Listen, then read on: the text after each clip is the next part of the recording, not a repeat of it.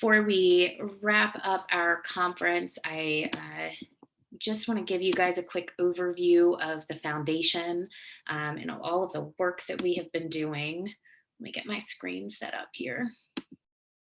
There we go. You are welcome to continue to submit questions in the Q&A and in the chat. If you have questions for me about the foundation, I am happy to answer them at the end as well. I do know we are probably going to go just a little bit over 1:30, so I apologize for that. And this session is being recorded, so it will be available if you need to leave by 1:30 as well. But we are getting ready to wrap up our conference. For those that are not aware, the Pura Syndrome Foundation is a 501c3 nonprofit organization. Our mission is to serve, educate, and fund research for families who are coping with the effects of Pura syndrome. And I think it's important. Oh, my screen just stopped sharing. I'm sorry. Hold on, everybody.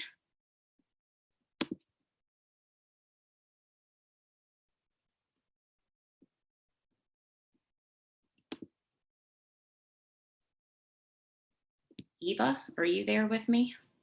Yeah, I'm here. It's still showing on our end. It's the mission slides up.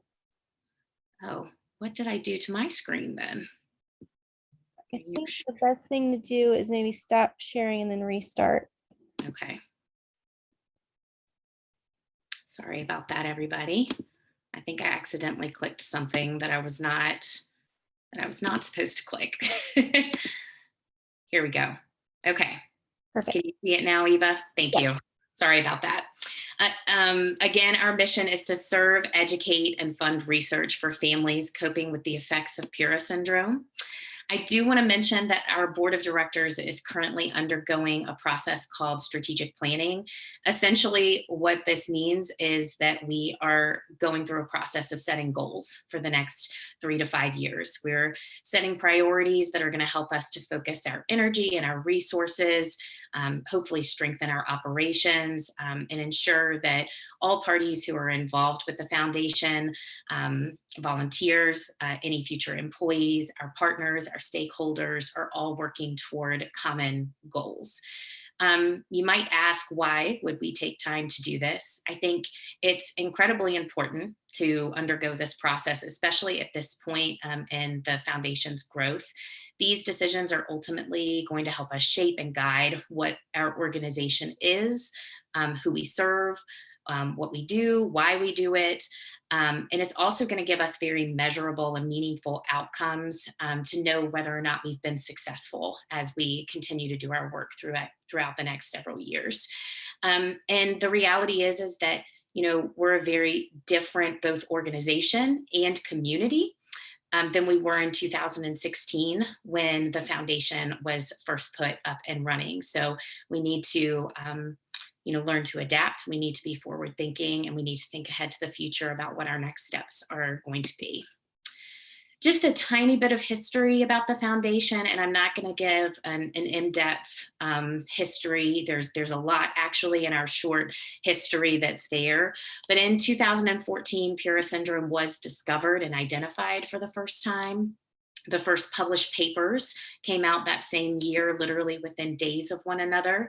And shortly thereafter, those participants from that study began to connect mostly through social media and created a Facebook group that was called the Pura Tribe at the time. In 2015, that group that created that Facebook group met for the first time, and they ultimately created what we now know today as the Parents of Pura Syndrome, or POPS, which is a parent and caregiver-led support group on Facebook.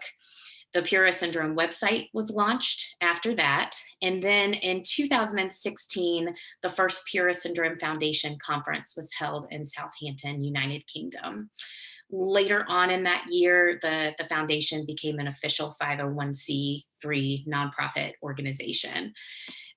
Since then, and I did not, like I said, put all of our landmarks and milestones in, but since then, every year we have been striving to have an annual conference. There's been a lot of work done and research, many papers that have been published, and continued partnerships all along the way. Support for the foundation has been far greater than I think was initially imagined since incorporation. Since December 2016, the foundation has raised approximately $500,000. The vast majority of that income was through fundraising.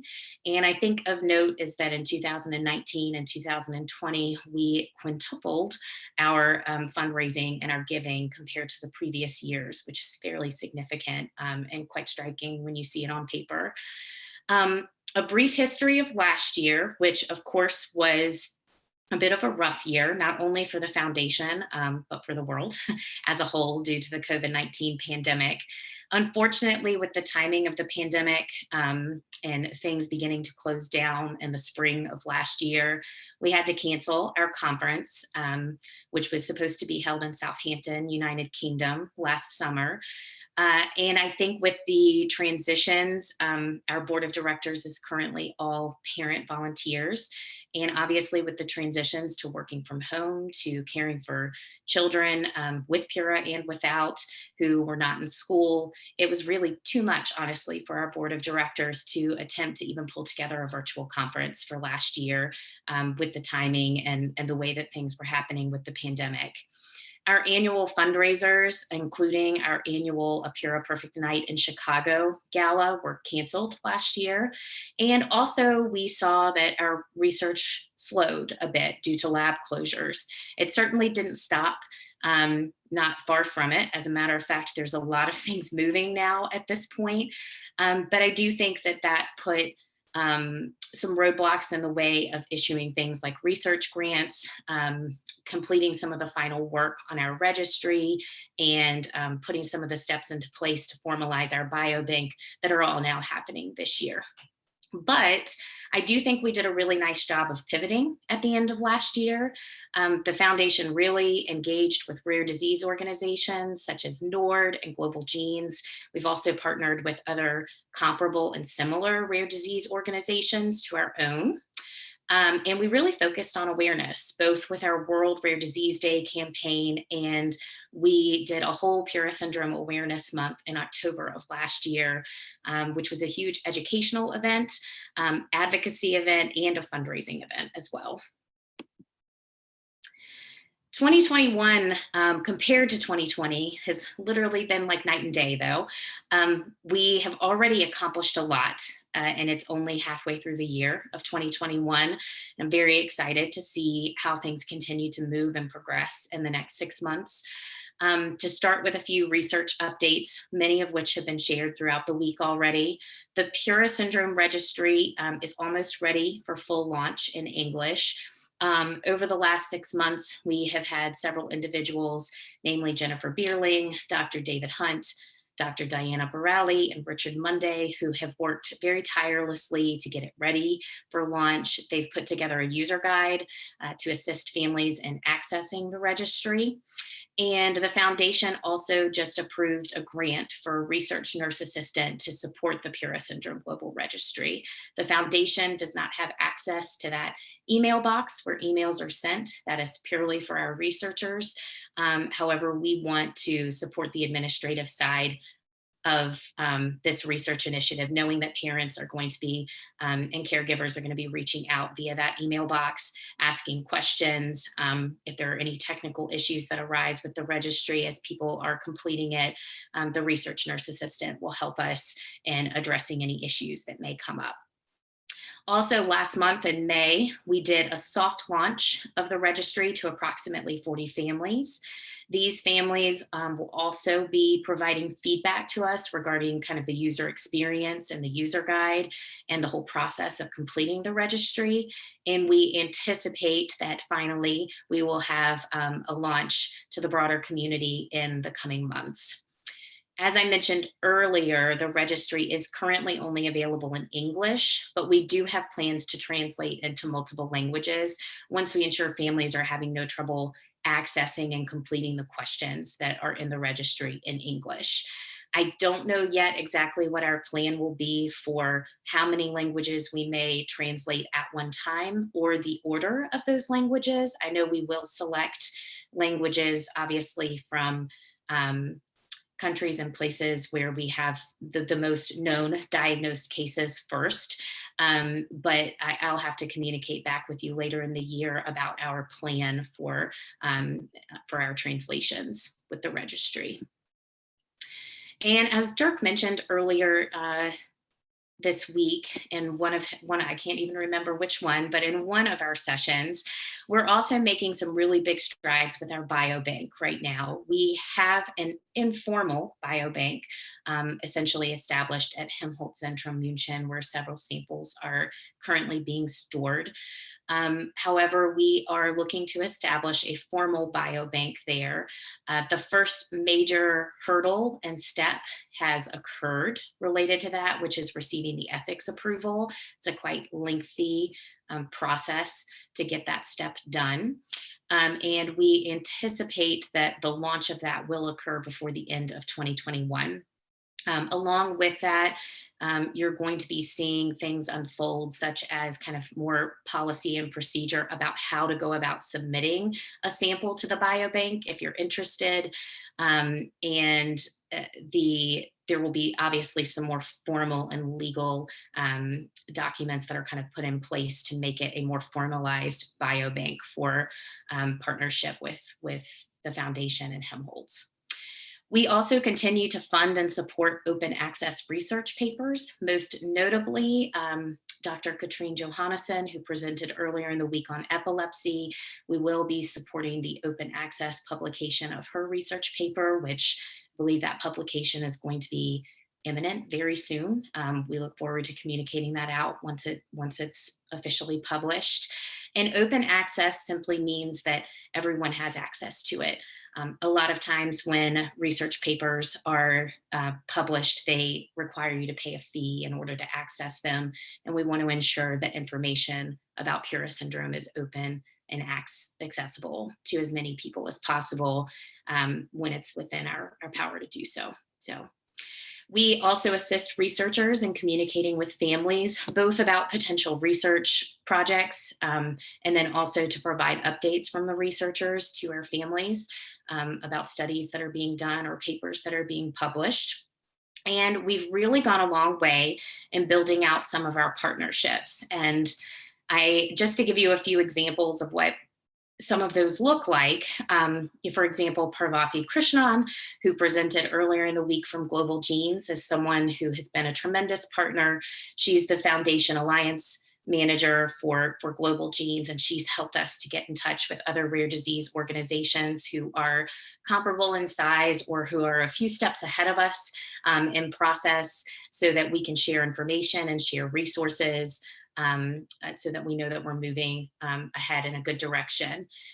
We've also made some connections with some non-clinical researchers. For example, I had a great meeting recently, and I'm not ready to share her name yet, but soon, hopefully, with a professor of special education at a university in the United States who is interested in conducting some research from a developmental standpoint on Pura syndrome, kind of with long-term goals of more identifying kind of best practices for things like speech therapy and occupational therapy, equipment that can be used with our children, things of that nature, which I think is really exciting and another great area of research that thus far the foundation hasn't been a part of.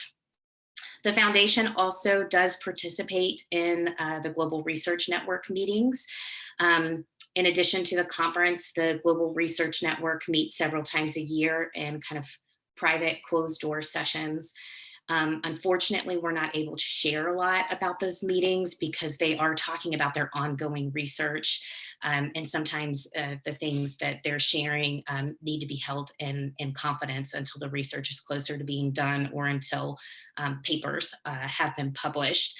However, the foundation does have a presence there at those meetings, and we're very much looking to continue to support our researchers in many of the ways that our panelists just mentioned, supporting them administratively, filling in gaps with things that maybe would otherwise take a very long time to get funding, providing funding for some of those pieces, and anything else that they kind of bring to us. We are very open to collaborating and working with them.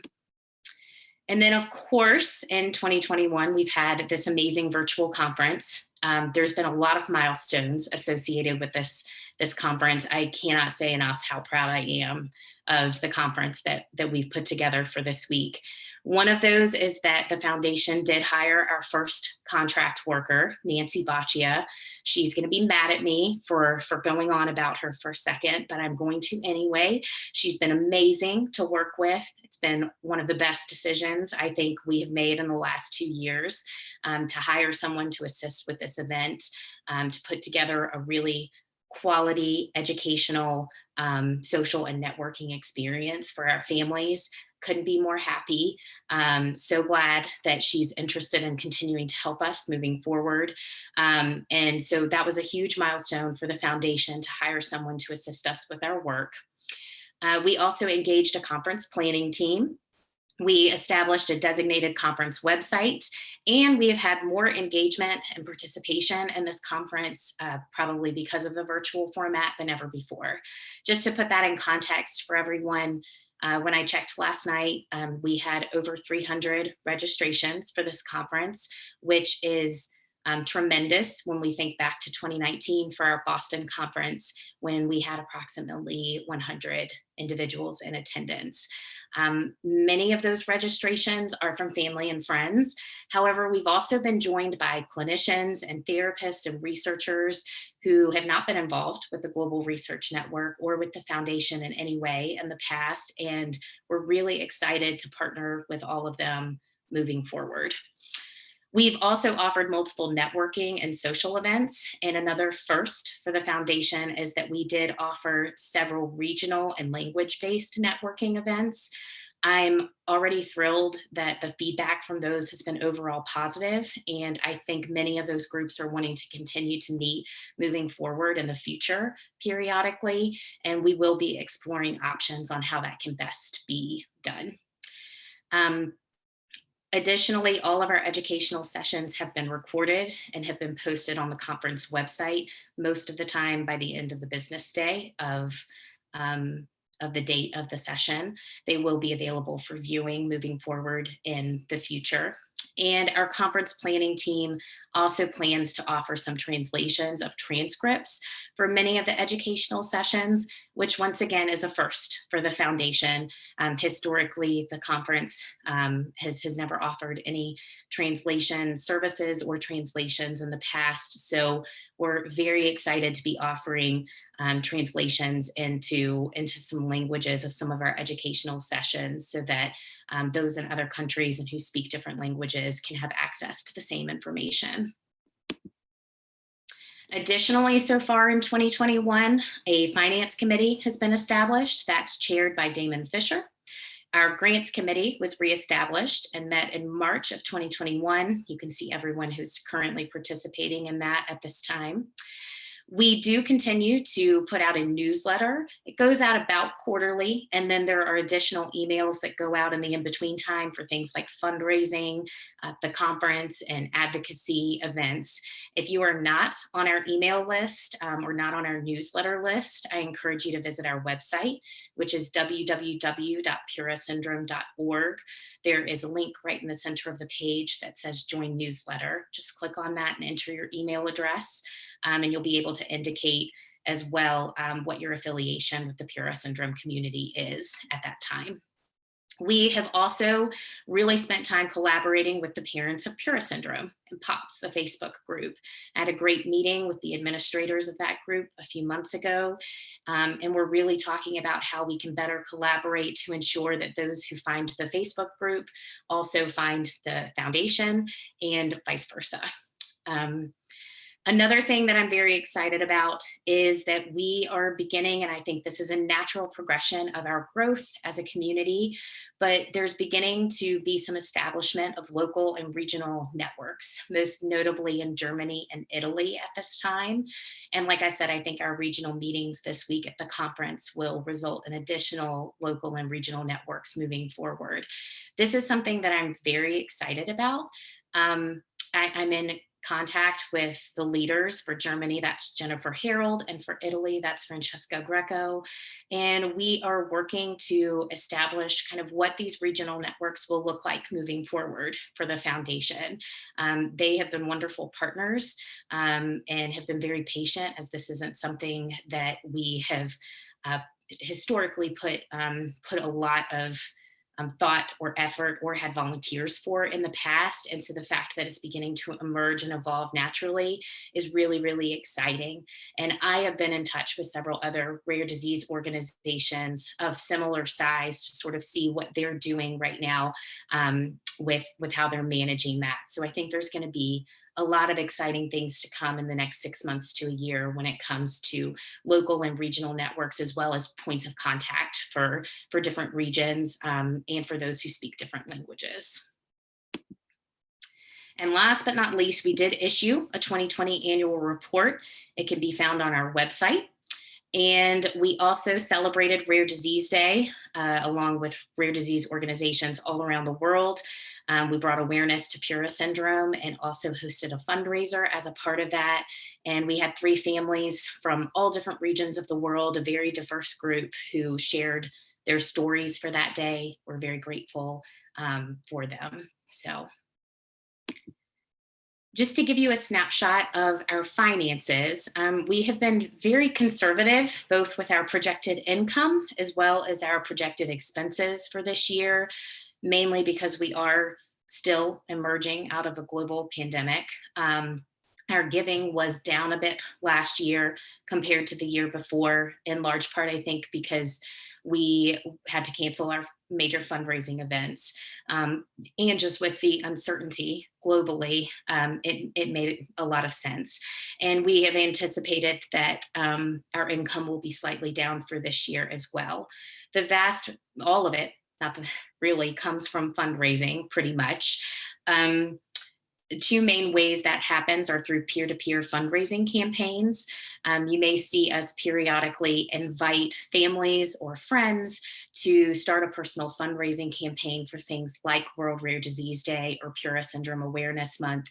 You might see people hosting fundraisers on social media for their birthdays, things like that. These are all what we call peer-to-peer fundraising campaigns, where you create a fundraiser and you essentially share it and invite your friends, your family, coworkers, people from your faith community, anyone to participate and to give. A large portion of our fundraising comes from these campaigns. And just to put it into perspective for you, we have about 350 known identified cases of Pura syndrome around the world. We know there are more, but those are the ones that are known to the foundation. And if each one of those families raised just $100 through a peer-to-peer fundraising campaign, that would raise $35,000 over the course of a year. So I encourage you, if you believe in the work that we do, even just a tiny bit, that hosting a fundraising campaign can be incredibly, incredibly meaningful to the foundation and the work that we do. Like I said, every dollar really counts when you have a community as small as ours, and every fundraiser counts. We also bring in a significant amount of our income from our fundraising events, most notably a Pura Perfect Night in Chicago, which we do hope we will be able to still have this year, but it might look very, very different from what it has looked like in the past. And then we do get a very small amount of income from Zazzle, which is our online shop, and then Amazon Smile. Our projected expenses at this point for 2021, I kind of broke it down in both amounts and percentages. At this time, 38% of our projected expenses are going to go toward research grants. We anticipate that every dollar of that will be spent this year and potentially more. We do have money set aside kind of in reserves for any special projects or initiatives that might come up that aren't planned for or that are a bit unexpected. And we review those on an individual basis as they come in every year. About 25% of our budget goes toward education and awareness, mainly within our Pura Syndrome conference. About 8% is designated toward community, affiliate, and chapter development. And I anticipate that we will use some of that this year now that we have regional networks and communities beginning to develop. And then we do designate about 15% to what we deem GRN travel and board expenses for conferences. This not only includes our conference, we do want to make sure that the GRN is able to travel to our conferences for this year. Obviously, it's a virtual conference. I anticipate we will be far under budget on this line item and can use that money elsewhere for this year. But we do want to ensure that all of the members of our GRN or presenters are able to attend our conference every year. A lot of times they're able to get support from their workplaces to for the travel expenses, but if they're not able to, we never want cost to be a barrier for attendance at the conference. And then we also do allow some expenses for board members to attend conferences because someone has to run the conference. And so that is a bit of a necessity. And we don't want to financially strain all of our board members to, for example, travel to England for a conference. So along with this line item, there's also room for, this is where attendance at the larger rare disease organization conferences, expenses for that comes out of here as well. We do attend conferences with Global Genes, with NORD, and we hope to with Eurordis as well, and expenses would come out of this line item as well so that we can be as educated of a board, of a GRN and volunteers as we can so that we can kind of best educate our community as well. And I did want to mention that 4% does go toward Network for Good, which is our fundraising platform, and it's also our main mode of communication for email. And about 10% goes toward everything else, which includes memberships in rare disease organizations, liability and data insurance, technology, and administrative type of things. A few things on what's on the horizon for the rest of 2021 and beyond. We are looking, as I mentioned earlier, to establish the formal biobank. And we also, I don't know if this part will happen before the end of this year, but we would like to create the link and connection with the Pura Syndrome Global Registry as well. The full launch of the Pura Global Registry is anticipated, as I mentioned earlier, within the next couple of months. And we also hope to establish a registry steering committee by the end of this year, which would filter any requests from researchers to have access to the data that will be collected in that registry. Everything will sort of filter through the registry steering committee first for approvals for access to that information. And as I mentioned earlier, we do hope to complete our strategic plan and also communicate that out to our community, to our partners, and to our stakeholders as well. Some other things that are sort of ongoing active projects are that I want to continue to engage families, volunteers, and recruit board members. As I mentioned earlier, we've had a tremendous amount of engagement at this conference, and I would love to see that continue into some of our other initiatives as well. I have some plans in the works to update our website by the end of this year. We also want to continue to foster collaborative partnerships and explore additional options for research. If you're wondering at all how you can help, we have a lot of different ways that you can get involved, and a lot of it is dependent. If you only have just a little bit of time to give, we welcome you to reach out, or if you have a lot of time that you would like to give, we welcome you to reach out. Particularly, I kind of organize these. The things you see on the left-hand side of the screen are really some of our more critical needs at this time. We really are looking for individuals to help us with communications and social media marketing, people who have financial or legal backgrounds, administrative skills, who are bilingual or multilingual, or who have experience in fundraising. However, we are also looking for volunteers who have a medical background, or expertise in events planning or education, or just who have interest in supporting and connecting our families. And we're also looking for strong advocates, those who want to be a part of the bigger rare disease advocacy picture, as well as Pura syndrome advocacy, and who have interest in the larger rare disease organizations. You can do this in a number of ways. I do encourage people to sit on a committee. We've developed several of them since the beginning of this year and a little bit prior to. We have the conference planning team. We have a finance committee. We have a grants committee. We'll be establishing a registry committee, a communications committee, and one that I hope we will also be establishing by the end of this year, which is a family empowerment or community committee, really designated toward connecting our families with one another and providing more practical education and resources to families on an ongoing basis outside of the conference. We also want to continue to build partnerships, and you can help us with that. If you have clinicians who are interested in working with us or working with the GRN in any way, we would love to hear from you. We would love to get in touch with them. If you know a professor like the one that I just talked with earlier, who works in special education or in child development, anything like that, we are very much looking right now to build partnerships. And those things often just begin with a simple conversation. And we are currently looking to grow our board of directors as well. All of the skills and areas of interest that I mentioned on the previous page are things we are looking for in board of directors.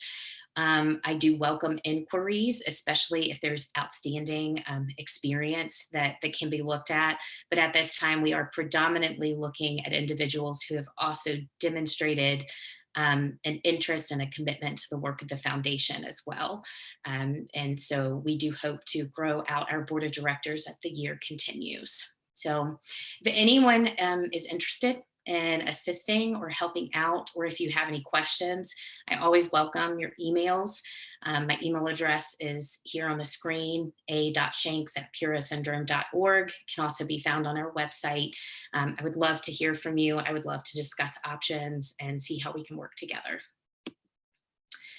There are so many thank yous, and we're getting ready here in just a few minutes to kind of wrap things up, and I'll take a few questions if there are any, but there are so many thank yous to give. I'm not going to read off everyone's names. When I was looking through everything yesterday, I realized that we have had over 66 volunteers help in the execution and the planning of this conference, which is absolutely amazing to me given the size of our community and relative to kind of past years. So I am so grateful for the amount of engagement and participation. Many hands make light work, and I think that is very much the case with this conference as well. I do want to give special thanks to our board of directors who meet monthly, who continue to drive the work of the foundation forward, and who are being extremely reflective on the strategic planning process that we have set forth on for this year.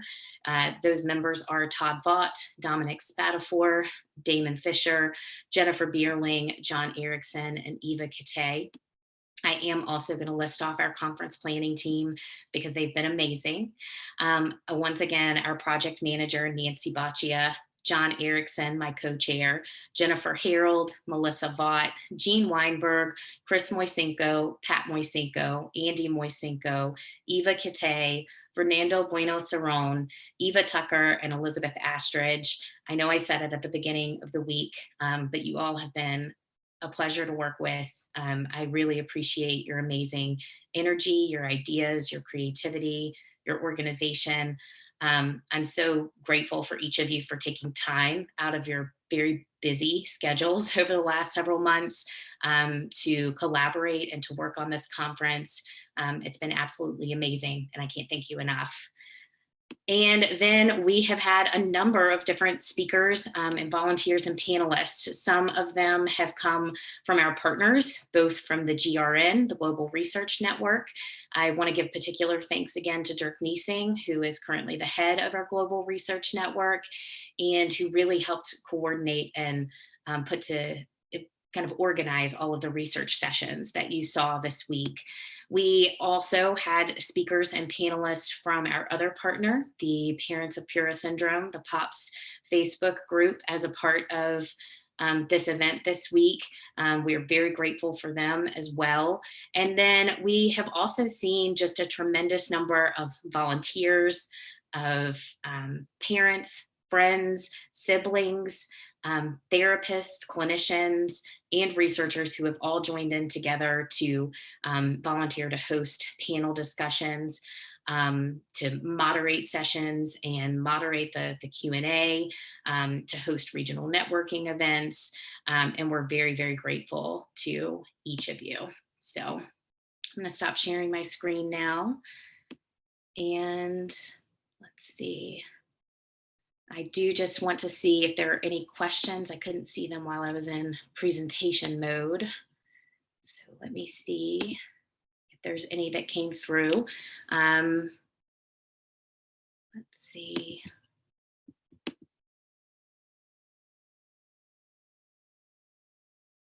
Sorry, just give me a second to read through. Oh, thank you all as well.